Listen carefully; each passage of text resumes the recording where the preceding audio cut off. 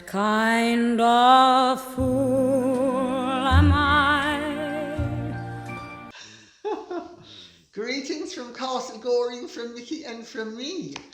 Well, I am pleased to say today I have left the absolute filth that we have had to be covering recently behind, and we are going to simply just dabble in the muck of Montecito and such rather more elevated forms of misconduct. But we are going to start with very good conduct. I am going to plunge right in, and Rugby Fan says, "Hi Lady C, what do you think of the Duchess of Cambridge replacing Harry as the new royal patron of the Rugby Football League and the Rugby Football Union?" Well, I gather that Harry was very displeased, and that so was Meghan, but we're going to come on to her in a little while, because they feel that their losses have been the gains, the ill-gotten gains of cruel and beastly members of the family, if what I'm being told can be believed, and I'm saying that for legal reasons. Well, the Duchess of Cambridge did say when that she was excited to support two fantastic organisations who are committed to harnessing the power that sport can have in bringing communities together and helping individuals flourish. Now, as we know, Catherine is something of a sportswoman herself. So we know that when she's talking, she's actually putting her money where her mouth is, figuratively speaking. There's also the fact that Camilla has replaced Meghan as the patron of the National Theatre,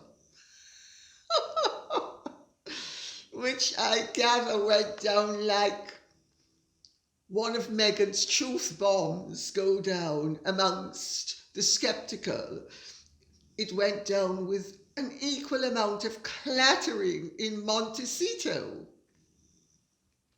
Well, all I can say is poor Meghan and poor Harry, but when you beg for it, you shouldn't be surprised if you get it. And on the subject of the National Theatre, I'll share a naughty little story with you, because the present director of the National Theatre is somebody called Rufus Norris, and he and his wife wanted to buy one of my houses in London a few years ago, and I wanted to sell the house very quickly. So I had various conditions, because I wanted to use the money to buy this place, or at least partially buy it. So I needed to flog the house in London very quickly. So my diktats, and they were diktats because I wasn't joking, was no negotiation, it's the price, take it or leave it, and it's going to be put on the market for 2 weeks. If it doesn't sell within 2 weeks, I'm taking it off. Well, the Norrises came, saw it, fell in love with it. Thereafter, he was fine, but she was a living nightmare to such an extent that finally I actually had to send him a text, which I have somewhere still, saying, "Your wife doesn't deserve my house and therefore she will not be getting it. It's off the market." I'll tell you, I think he's entered the right profession, because she is a prima donna of the highest order, right up there with Meg's the baby. And if she doesn't like it, tough luck. She was absolutely a nightmare to deal with. And it doesn't behoove you, when you want to buy somebody's house, to be too much of a nightmare. Otherwise, they may give you the Margaret Thatcher victory sign. That's the Margaret Thatcher victory sign. And I gave it to Mrs. Norris. Jennifer McDowell says, "Hi, Lady C. I just read an article that said that the Cambridge and Montecito kids had a Zoom call recently, with the headline stating that Harry doesn't want to rob his children from getting to know their cousins. Any insights? Lots of love to you and Mickey." Mickey? Somebody called Jennifer McDowell just sent you love. Yes. I'm sorry, I can't help laughing. Sunshine Sacks are at it again. Several times a week, Harry and Meghan have to be in the papers. Oh, they had a bowel movement. They didn't have a bowel movement. Oh, the earth moved. The sun moved. The moon moved. Oh, they're credible. Oh, they are on such close terms with the Cambridge children, and their children are like this with the Cambridge children, to such an extent that if they ran into each other head first, neither one would recognize the other. They weren't even on cordial terms when they were living in the same country, and before the major bust-up, and before the major Mickey, Kate made me cry. Yes, Kate made me cry, Mickey. Yes, Kate made me cry. Oh, Kate made me cry. Come and give me love and kisses. Oh. Ridiculous. Every week, there's a sameness to some of this. However, having said that, it would be very nice if the children got to know each other. But I'm here to tell you, in families, when the parents are very untrusting of each other, and worse, when one set of parents knows that they can't trust another set of parents, you can bank on it. Relations between the younger generation are kept to a minimum. Now, on Zoom, it's easier to control the situation.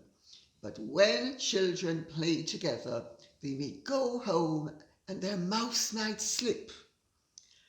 And I am pretty sure, without revealing any private information, that Catherine and William are not overeager, now or ever, for Meghan to even know what day of the week it is. David Woods says, "Dear Lady C, perhaps Netflix and Spotify are now realizing that once the royal aura is removed, all they are left with is a mediocre pair of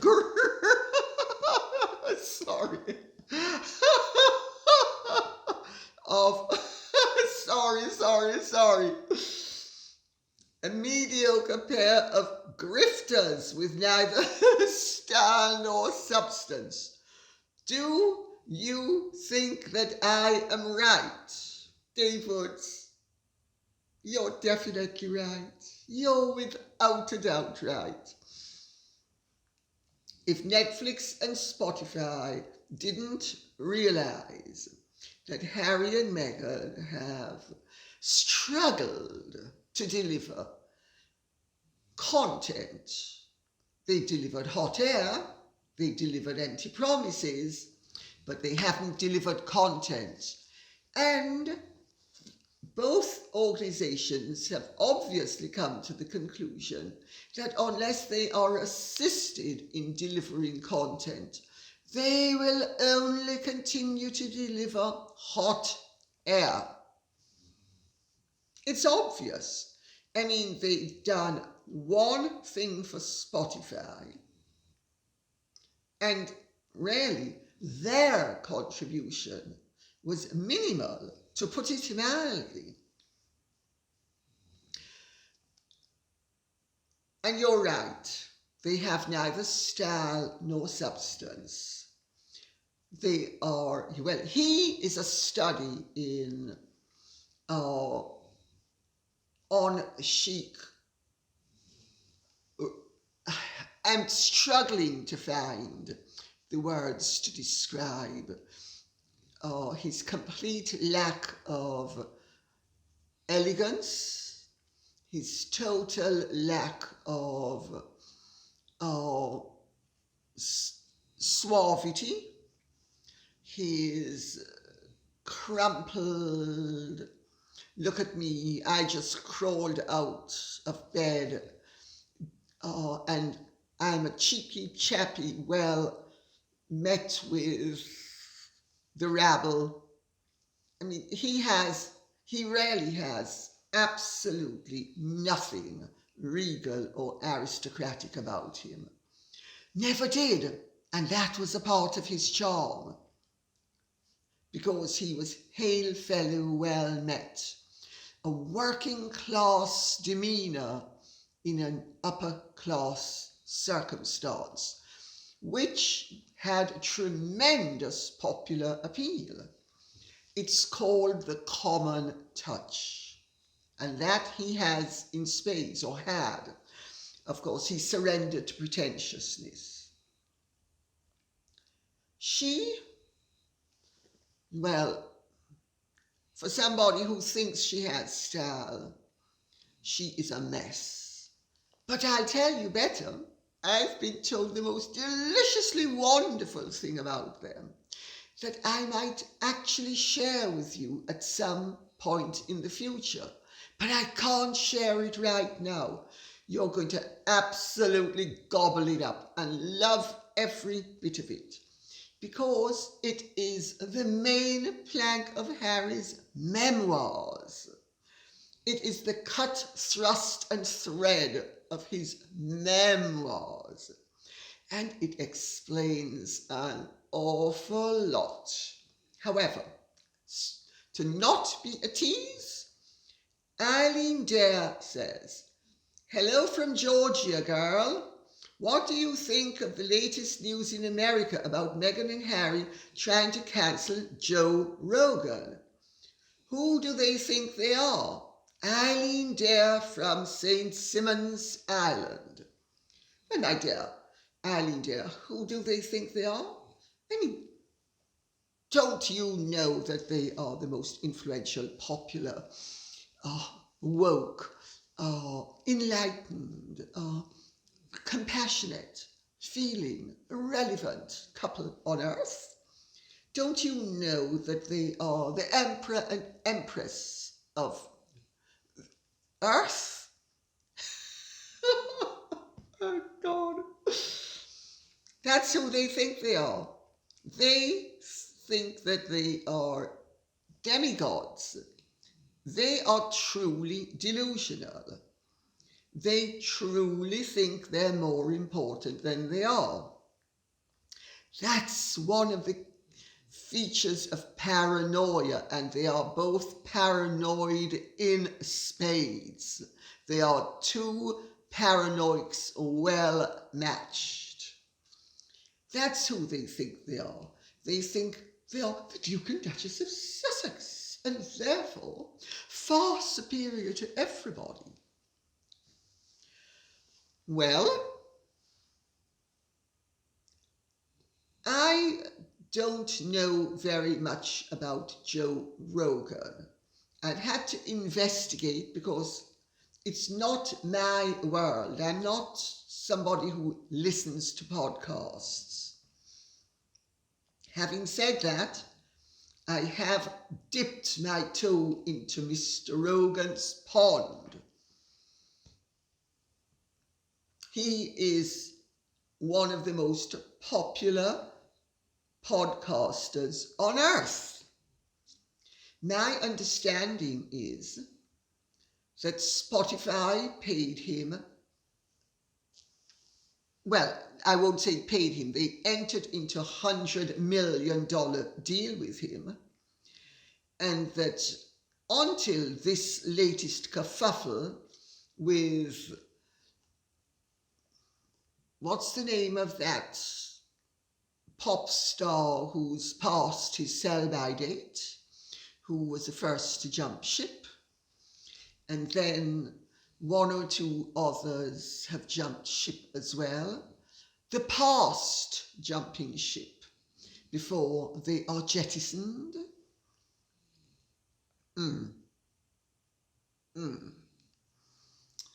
Well,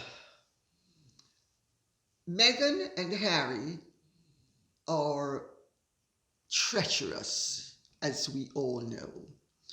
They couch their treachery sanctimoniously in morality. It's called virtue signaling. They don't understand the concept of loyalty. Unless, of course, they are getting ready to cover their modesty, or I should say their immodesty, with the fig leaf of morality, and to depart from Spotify because they don't agree with its content. So in other words, they're going to jump before they're pushed. That's a possibility. That's the sort of thing that people with their personalities and their personality traits, and some would say their personality disorders, do. That's the sort of thing they do. Well, I gather that Spotify has not jettisoned Joe Rogan because he's too popular. And also, Joe Rogan represents the voice of many more people than Meghan and Harry, or any of the people who have cancelled themselves since they couldn't cancel him. That in itself should tell you something. If we believe in democracy, we need to accept the fact that somebody who is listened to by 11 million people has more going for him and is of more merit and is more noteworthy than somebody that has maybe 1 million viewers once a year, or maybe even once in a lifetime. Well, he has evidently 11 million viewers systematically. Have they been trying to cancel him? Possibly. Have they been trying to cover up for the fact that they need a cover story for being dismissed, but it's gonna look as if they left because they took the moral high ground? I think that's more like it. Christelle says, Lady C, I think the British people and those around the world did not know Meghan before, so gave her the benefit of the doubt and embraced her, thus her popularity. But the world sees her true colours now, as well as the true colours of that wretched spoilt brat, Harry. And we do not like what we see, which warranted calling them out for their bad behaviour and lies. Do you agree? Yes, I do agree. I think, Christelle, you've hit the nail on the head. people didn't know her. And it now turns out people didn't know him. They thought they knew him, and they thought that what they knew was what they liked. But what they liked was a facade that he has dropped. He has been liberated by Meghan, according to himself, aside from anyone else. And therefore, we can go with that flow of the narrative. He is now, according to him, in touch with his authentic self. People don't like it. People don't like the whining brat. They liked the cheeky chappy. They liked the hail fellow well met. They liked the Usain Bolt sort of, look at me, I'm right down there, I'm a roots guy with everybody, which is what his persona used to be. Hers? Nobody knew anything about her. She was a minor ensemble player in a, and I mean, we all know it, so I don't even know why I'm bothering to say it, but I'm going to repeat it nevertheless because we need to nail things down. In a cable television show.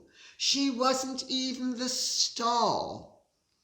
She was one of the subsidiary players.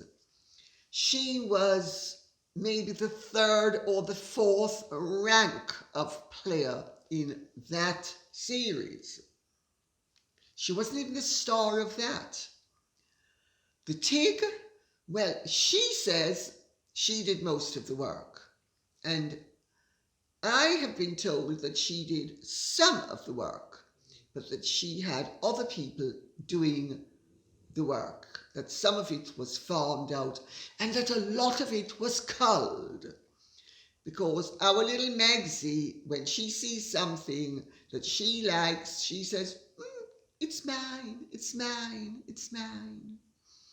She does an Oscar Wilde, because Oscar Wilde did that. So, yeah. We now know her for what she is, and we don't like what we see. Nobody likes treacherous daughters. Nobody likes treacherous daughters-in-law.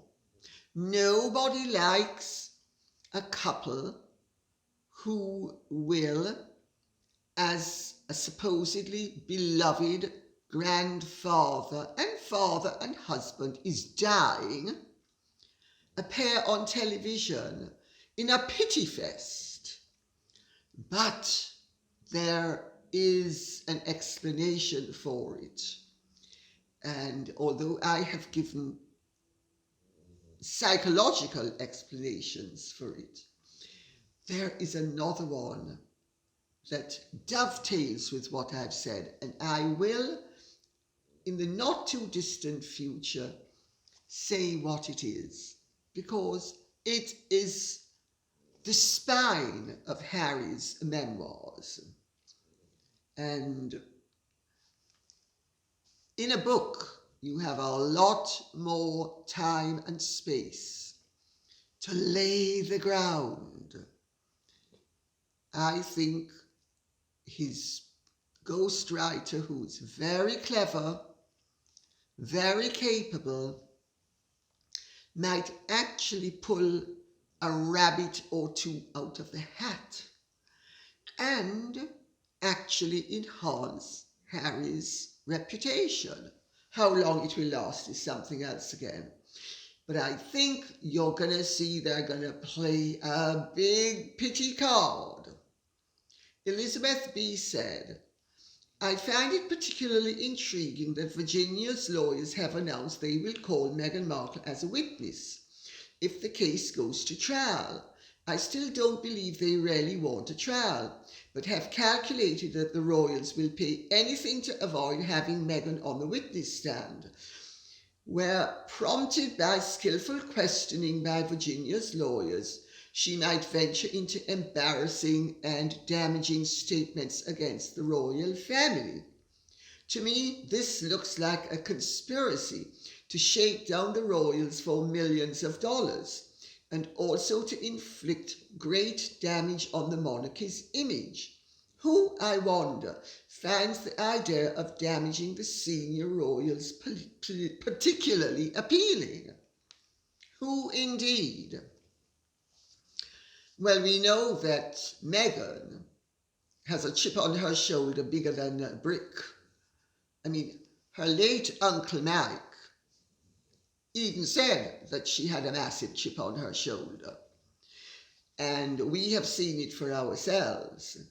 And if we have seen anything as a taster so far, I think that's one being that's going to perform true to type.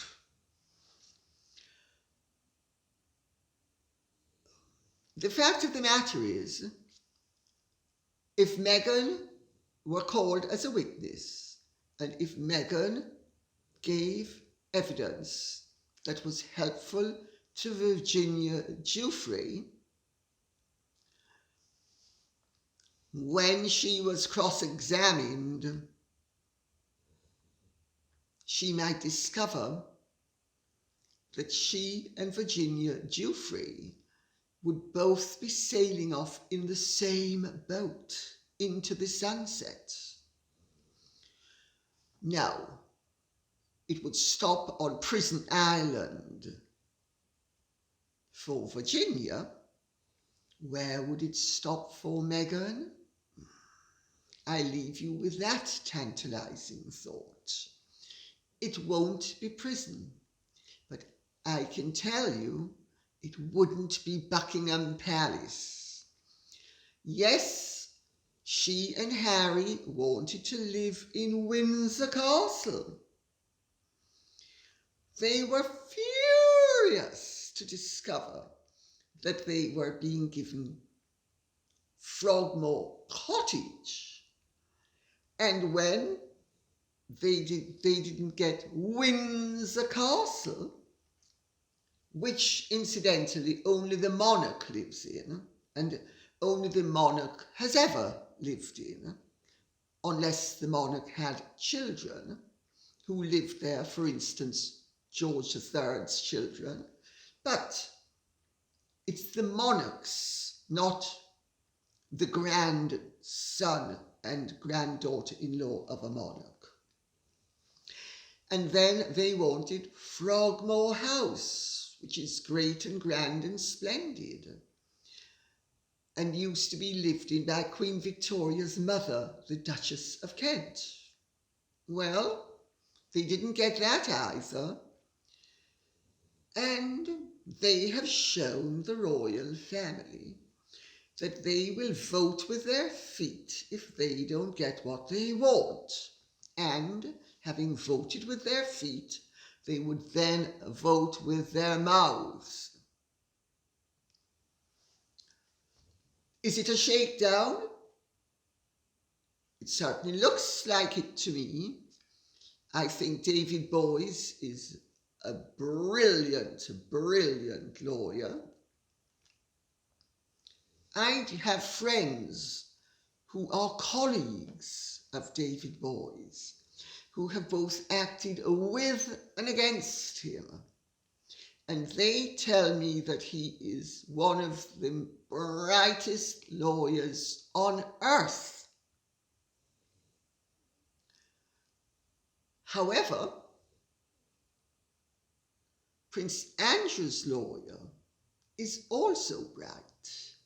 He doesn't have David Boyes' reputation, nor does he have his experience, nor does he have his anno domini.